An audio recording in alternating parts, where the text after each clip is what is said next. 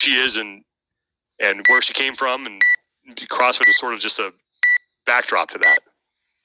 Yeah. It's the human behind the athlete. And if you even look at the trends on social media, people are less interested in the like perfection that we see through content, that people want to know what's under the hood, what's the nitty gritty, what makes this person tick. And I think Rad did a really great job at casting the characters in the story to help give background and context. That, I mean, they did a phenomenal job. So kudos to Rad and Danielle for being open to doing that. Yeah, absolutely. I'm definitely looking forward to seeing that. Well, another thing that happened here, and this was released by CrossFit. It was on their Instagram page, and they also put out a formal press release, is that CrossFit is going to offer 50 $10,000 grants to schools in the first half of 2024. Funds will enable teachers and administrators to outfit school affiliates with equipment and introduce students to the concept of fitness for a lifetime. I think this is an absolute fantastic move on CrossFit's part, because if you're just, for two reasons. First of all, because of the stated reason in the headline about introducing kids to fitness that will help them for the rest of their lives. The second is, from a sports standpoint, is that you're building fans. You're getting them interested in the sport, and maybe they'll go dressed as Rich Froning for Halloween. This is a win-win all around, and we've seen that before. We've seen kids dress up as Rich. I think 6-7 years ago that happened. Yeah, stuff on Instagram about that, but he painted the whole the 5 o'clock shadow and everything. Since 2019, CrossFit has awarded 57 grants to K through 12 schools. In total, 407 school affiliates are operating today. So I love everything about this. Mm-hmm. Absolutely. And I mean, to kind of tie a common thread between what we were just talking about, like in the Danielle Brandon documentary, it talks about the exposure to CrossFit, and they interview, a former coach and basically PE teacher that had the foresight to incorporate those types of elements into their program. And you look at someone that like Danielle, as they tell her story, that didn't have the easiest upbringing, but find something there, and then you fast forward 10 plus years down the line, and this is her career. It brings her fulfillment, brings her happiness as an outlet for her, and has allowed her to have a successful professional career. Beyond just the health benefits, which are the foundation of all this, but yeah, these are the important seeds being planted. And I mean, the importance of building these movement foundations, these health foundations into children and the next generation of soon to be adults is paramount, right? For sure. And I think especially when we're in a world now, at least here in North America, in the United States, where music and PE programs are sort of the first two things that are on the chopping block.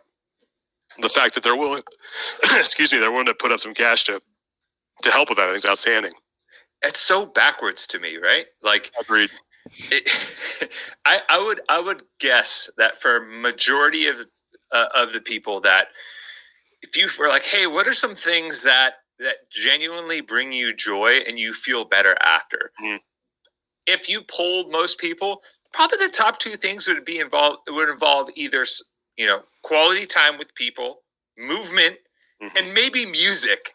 Yeah. And those are both wrapped into those types of things that you mentioned that get booted from most programs. So hopefully this can help spawn more physical education programs, more CrossFit programs, globally for youth, and set them up just for a better quality of life moving forward. Yeah, for sure.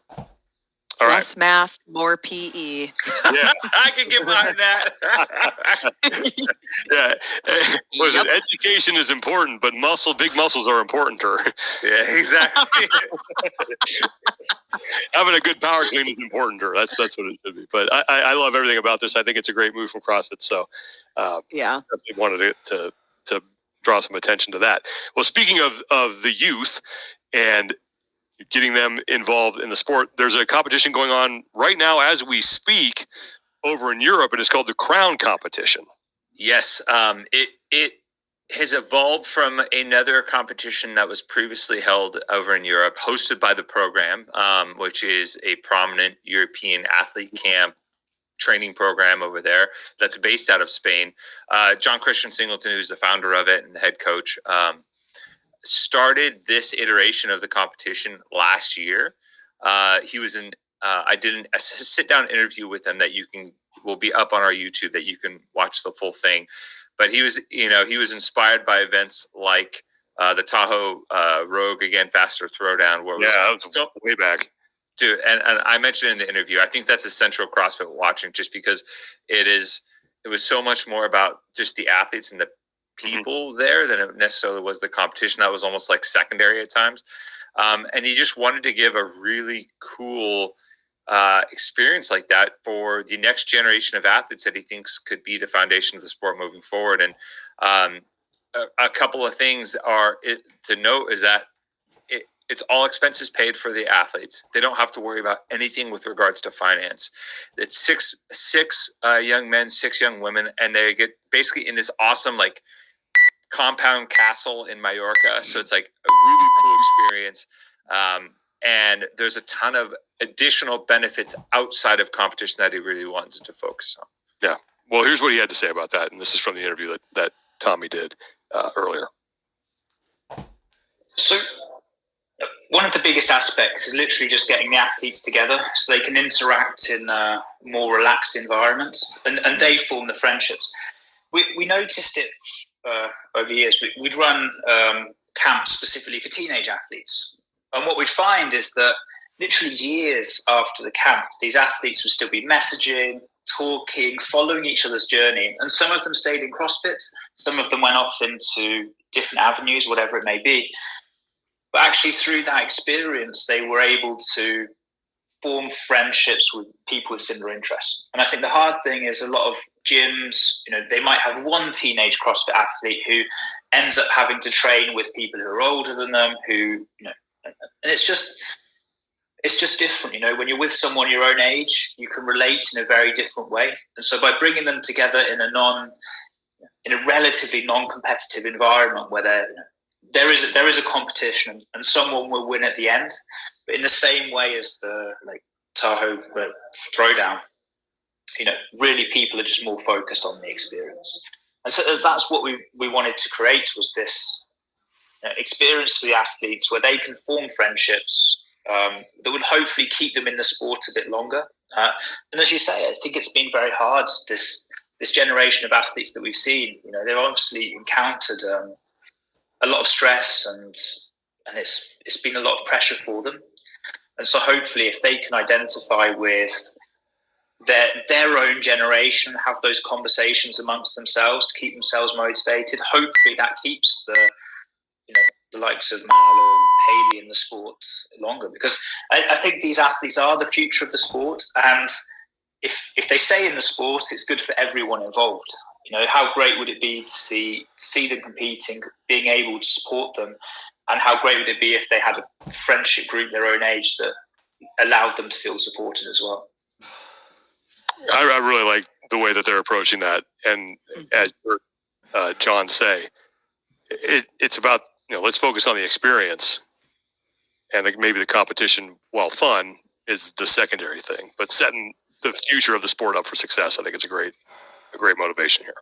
Mm-hmm. And I think it brings together some of those things that we were just talking about around things that bring you fulfillment and happiness, whether it's community, exercise. And I think about the friend groups and the lifelong friends that I've been able to formulate and maintain across, decades now. A lot of that centers around really transformative shared experiences, whether that be through sports, through schooling, through employment, like the amount of people that we've met through CrossFit, through training in the gym, things like that are noteworthy, that give us that anchor that we can always harken back to, and acts as the glue for these friendship bonds that hopefully last way longer than the scope of that competition. And like John said, hopefully has ripple effects on their willingness to participate in the sport and maintain a healthy balance that can keep them in the sport longer. It's and you just look at like the top line stuff.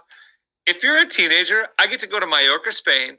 I get to have an all expenses paid trip, staying in this compound sponsored by Nike, and I get to throw down in some fitness stuff that I already like to do with all these other competitors in this really cool like vacation destination style location. Like, I mean, Where do I sign? exactly. Yeah. Like how could you not walk away from that event just being pumped and excited and having a new exposure to maybe a new friend group or maybe people like that you would get like from summer camp or something like that. For sure. All right. Next thing we want to talk about, and I mentioned this earlier, is the quarterfinals are on the horizon. The teams start on April 3rd, and then there's a break, and then the individuals and age groups all go the same weekend. So there's going to be a lot of